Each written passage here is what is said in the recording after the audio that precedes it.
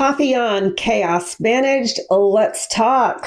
We're talking about Whether a tiny home community could actually solve the homeless issue for veterans. Right. I think it could. I think it's a feasible option.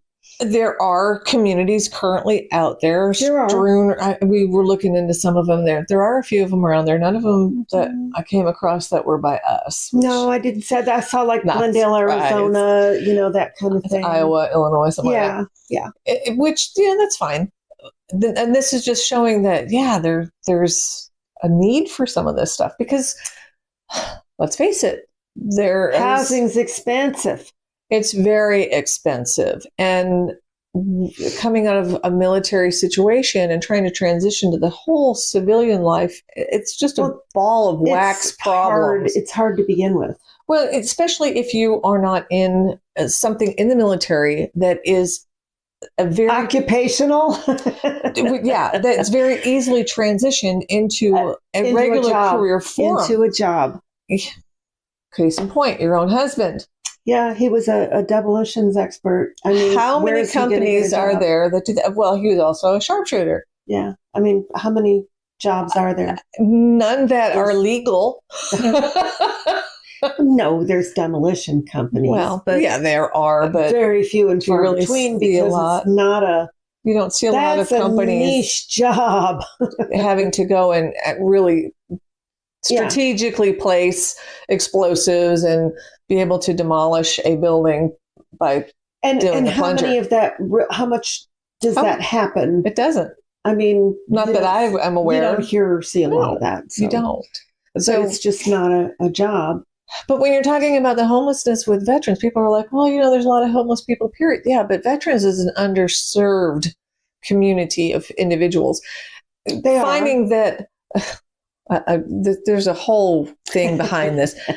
There's roughly, on any given night, about 33,000 homeless veterans. But that number can differ anywhere between 2.5% to 10% higher. Now, wait a minute. It's even worse because they do what they call a point in time or pit count, which means they go out in the end of January for roughly, 5 days? A week, something like that. One night. I thought they said over a certain period of time. Maybe it's for each of the different organizations. It could have been for each organization. Well, because there's like 400 locations around the entire country. 400. 400. Yeah, 400. Around the entire country that are supposed to be able to canvass the entire country and tell you how many homeless veterans there are. Yes. Because obviously, if you're going into a shelter, you're a head count. But what about those that don't? What about the guy? Here we go. You're living in Alaska, way, way, way out into the hills, the mountains, somewhere. You mean to tell me you're going to send out somebody from an agency to go track people like that down? Well, no. And that is part of the problem is they're in your major cities and stuff. But when you start looking rural, what about the guy living in his van? What about somebody living in a tent in a park? Right. I mean, that's not in a major community. And a lot of it is, you're not going to go tapping on a car window and say, excuse me, are you a homeless veteran? And there's some that will get a hotel room for the night. Mm-hmm. I mean, just because you're homeless doesn't mean that you don't have money. That's true. You might have money, but it's just covering your basic needs. Yeah. It's, well, they've giving you also look into the fact that you have what they have actually termed couch surfers. Yes, couch surfers. Because as they're traveling, they find places, somebody's couch, friends, they can relatives sleep that on. They can stay for a day or two and move on. That's fine. At least you got a roof over your head.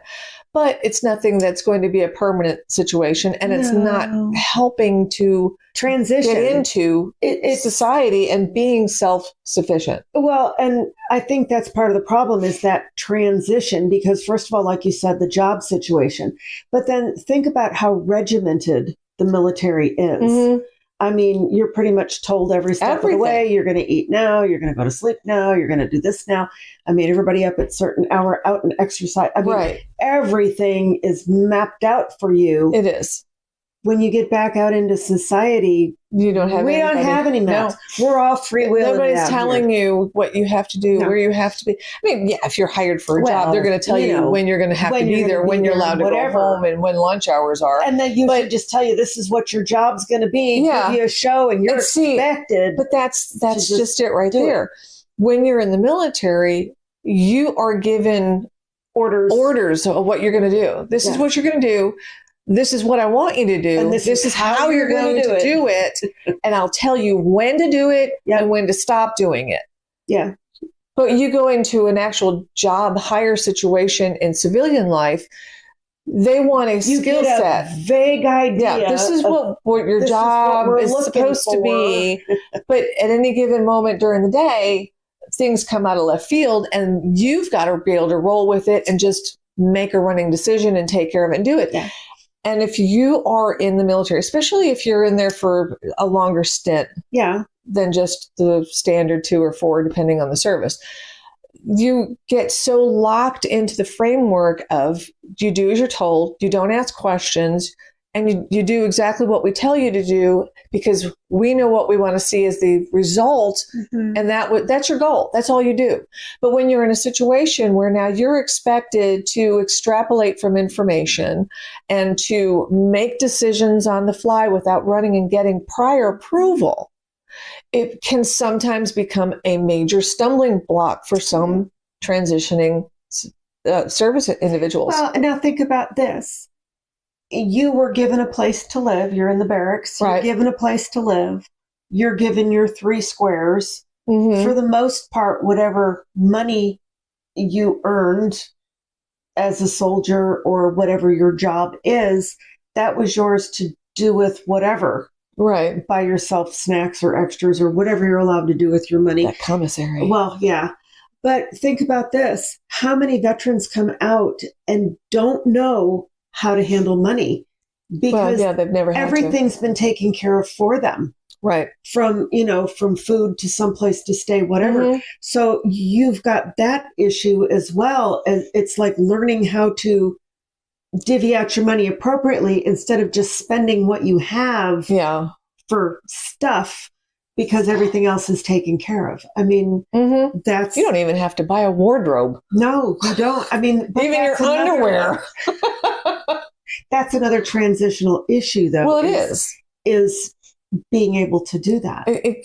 Because especially if you went right from high school into the service. Yeah. Because a lot of kids, let's face it, mom and dad take care of, they pay the bills, they put a roof over your head. When things go wrong, they handle it. Some of us, we had jobs, but they were jobs so we had gas in our car and money to go to the movies. You had gas for a car. That's how you bought your car. I mean, well, that was for some of us what you had to do. But that's true. So, you look at a lot of them, it's that transitioning period that they're being overlooked. It's hard to get into a job. So that's one of the reasons why you see that they end up that they're in homeless situations, because they cannot obtain long-term employment that's going to be able to pay the bills. And let's face it, cost of housing is astronomical. It's gotten ridiculous.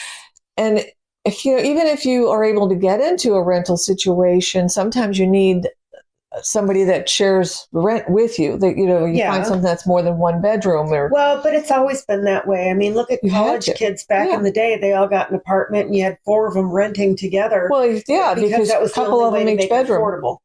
Well, even just looking at the apartment housing that you could rent that is actually rent friendly for college situation. When I did that for my daughter, looking into those things for when she got past her freshman year, it still was going to be a lot of money to have to put out there. And you're getting maybe your own room, maybe. Sometimes you're having to put 2 people in that room. Well, and that's another issue with your military when they come out, because a lot of the housing that's available to them is either barrack style or you're stuck sharing a room with somebody.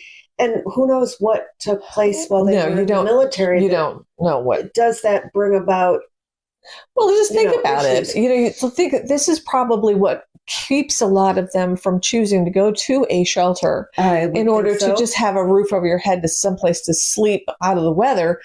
They're set up, here's cots just lined up in the middle of a room, and it's kind of reminiscent to boot camp. You're in the barracks. Well, I mean, and let's face it. I mean, not have been a pleasant thing. Even if you've never been in the military and you're in a house and there you are sharing your house with your family, don't you like to have time where you're just sitting with your cup of coffee and vegging? Well, just having a house with you, with multiple kids in it and husband and all that. Sometimes it's nice when they all had someplace else to be. I have the house to myself. The peace, the quiet. Oh, it was serene. But I mean, just think about it. I wouldn't want to go into a situation where it's just this big open room and all these little cots around, and I don't need to be hearing everybody snoring and farting all night long. I wouldn't know that they did that, but thanks for sharing.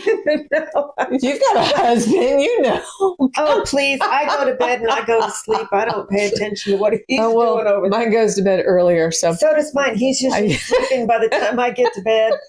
and then I'll sit there and everybody wants to have that feeling of privacy, the feeling that, well, I have the walls around me. I have a door I can close. Yeah. It's kind of a safety, a security feeling though, too. It's me time. I don't have to worry about what's going on. Yeah. I don't have to look at other people. I don't have to listen to other people. Other people aren't looking at me, that kind of a thing. So that could be a big reason why a lot of people don't want to go to a shelter. Which is why when we talk about these tiny home communities, they really are great because they're tiny homes. Space. It's their own space. They can cook something if they want to. They have their own bathroom that they're not sharing with a whole barracks full of people. I mean, there's no community showers. Yeah. You have something for yourself. You do. But what's nice about the village is there's also common area where you've got that camaraderie with other people that have been in your situation. And not just to sit there and be in the mully grubs and poor me. No, this is the idea of being able to have conversations and exchange. This is what I did. They've been there. Well, sometimes, because they have. Maybe seeing how they work through an issue can help that other person.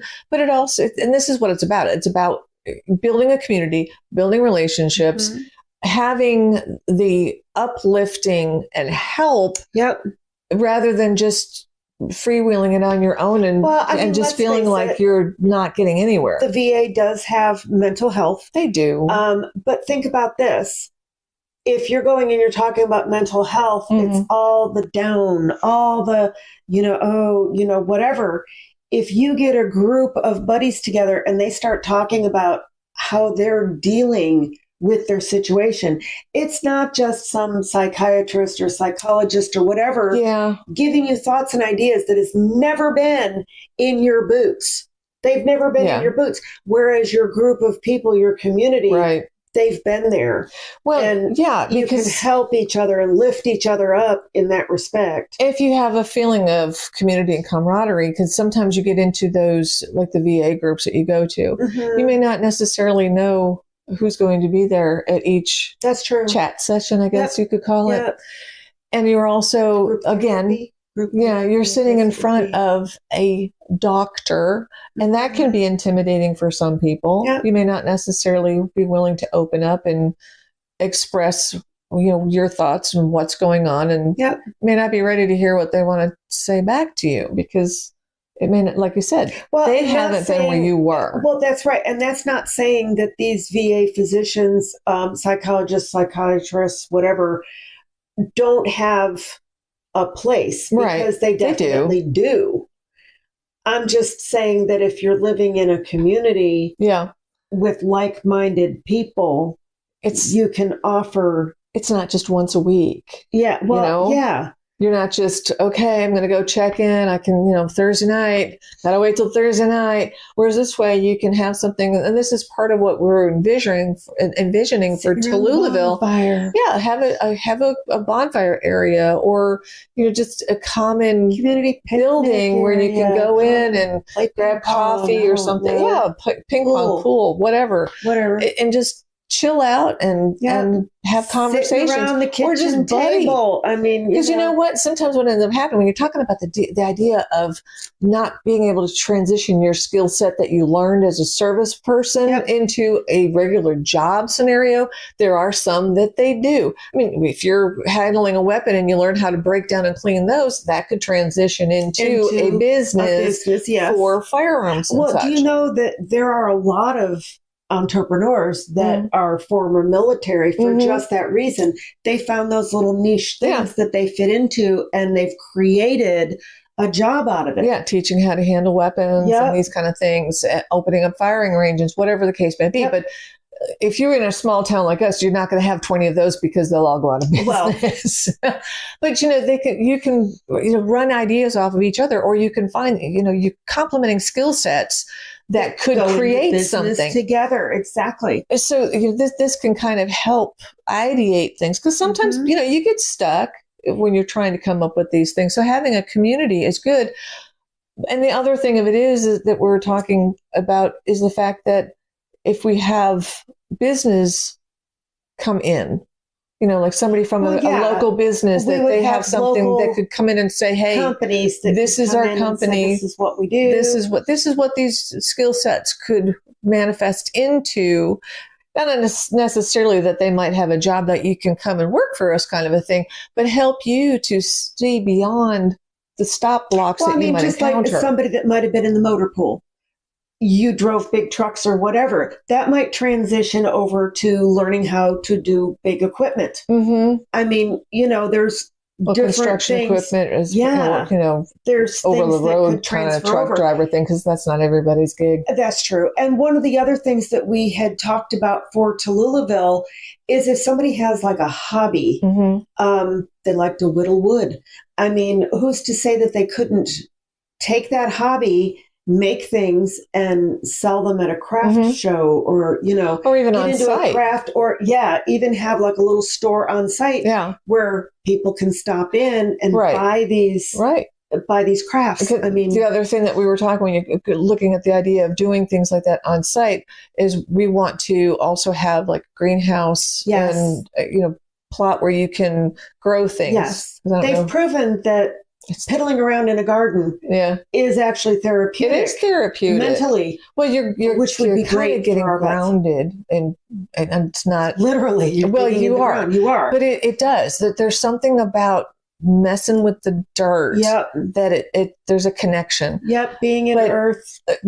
This way, dirt. You're growing your own food, things that you can take into your tiny house kitchen. But then who's to say we couldn't do a cafe? Well, a cafe, we're looking at maybe like a fresh farmer's market kind of thing where, if you have a market like that, sure, you can have like the cafe attached to it where we use the fresh vegetation to produce things. And then part of that could also be attached to if somebody, like you said, has a woodworking skill, they make things, or they like to make jewelry or something that they could have a display to sell those things. I mean, heck, we could even, have something set up if somebody wants to be a beekeeper. Set something in the back area. Be a great idea. I mean, think of the stuff that you can do with that. There's so many things that it could transfer. Raise some chickens so you'd have eggs, meat, and whatever. I mean, there's just so many different things that we could do. Now, if we get a Highland cow on the property, this will be as a pet. Amazing. A pet. That would be. Hey, did you know that they're opening up some kind of a Highland Cow cafe? I want to say it's over towards Jacksonville, where you can go in and play with the Highland cows. Yeah. We may have to visit. Yeah, we could take the camera along. There we go. Tallulah live on the road. These are just thoughts that we have, and we kind of like, what are your ideas? What do you think about a homeless vet village in a smaller city, not really rural, but no, we're not. We're in between being suburban or rural. Fringe rural. But think about it. When you look at the numbers on these things, and granted, we've already pointed out that PIT number is way, way understated. Very skewed. It's being done in larger locations. So there's no way that you can get into small town. And of course, people gravitate towards larger cities thinking that there's more amenities and you also have more competition for amenities. Where the big VA hospitals and stuff are. And when you get out towards places like we are, you end up going with the clinics. Yeah. And that's not bad until you need something bigger and you need a hospital. Now they're wanting you to go, for us, it's down to Gainesville, and that's like a 5-hour trip. That's just not feasible. But that's where the community care does come in, and we've had to use it personally. And it works well with the exception of the 2-week waiting period. Yeah, providing 14 days. Business days. And it's hard too, because if the individual that you're seeing at the clinic isn't quite specific enough on the orders that they're sending down to the hospital in Gainesville, it will extend how long it goes. And this happened with my husband when he had the kidney stone. They did not put it in there as being an urgent need. They just marked that it was routine. So it was backburnered until I made phone calls and said, he's dying over here. And I just implode. It was, so yeah, there are some little foibles with it. You had to go to the ER because it was such an urgent. Well, that's just it. The doctor actually called me on the phone from there and said, go to the ER. Get that boy someplace now. And we'll get him in that way. So there are ways that they can work around it when they know that there is an urgent situation. Overall, the community care system works well. Works. It's that 14-day window. Quicker. But if you go with like Medicare, you're still dealing with the same thing. A lot of insurances. Oh, come on. Even if you don't have any insurance, and you have to go and see a dentist for a teeth cleaning, and you just call for an appointment. Months. Yeah, you're lucky if you can get in 6 months. Closest we can get you 6 months. Excuse me. We can put you on the wait list. If somebody cancels, we'll get you in. Yeah. And that's even as an established patient. Before the appointment was already set up. Crazy. But, so that does work. So I really do believe that having a Tallulahville situation would work well. And it wouldn't just be for transition only, because what I have found in some of the research that we've piddled around with is that a lot of them stay there. Well, on average, though, the people that are doing it transitionally are out in less than a year time. I think 312 days was what the average stay is. It was just under a year. So you're just shy of a whole year, and that's fine to have transitional situations. But I kind of like the idea too to have it open for the possibility. What about veterans that maybe they either didn't have a spouse ever, never, don't have family, or they were widower situation, and they're looking to scale back on their life. They want someplace to be, and they want someplace to be that they know they'll have access to services. We could always have like your transitional housing more towards the front community area, and then have housing. Well, but still tiny. Housing. Well, yeah, tiny housing. Still would be tiny housing in like a back area. And we were looking back and forth with the idea of, should those be rentals that we already have the properties, or should we do like lot rent and they can bring in their own, that they own the tiny home? I don't know.